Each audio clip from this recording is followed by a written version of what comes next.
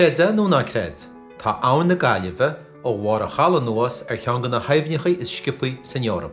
Níl is cecha hása is atá Gaillimh ach is cinnte go raibh bora faois na meán íseanaí. I tríd ag 84 Jón a bhríhasanna cáirt cathrach ar Gaillimh agus ag ascairt as an gomar a gCuid in 1984 tugadh Droichead na gCuid ar an Droichead nó. Don chéad uair bhí bóthar díreach idir an Cúisleán nó ar an mróchéir agus tír Ileán ar an mróchéir. I fiche sa trí osclaíomh Droichead nó thar ann na Gaillimh, Droichead do choisithe agus rothaithe, a heasta go géir margheall ar cecha congas atá Droichead chorann am Rudán go chrácht. Fíorú ar a bobbal ainm mhalla don Droichead nó, rud a bheas coiste amníthe na cóirle cathrach. Droichead an dóchais a bhránaíomh agus a tugadh go hefigiúil I fiche sa cethir. Tagart freisin ar an sláire có-thagmhálach idir staire ársa agus chomhaimseartha Gaelach na cathrach.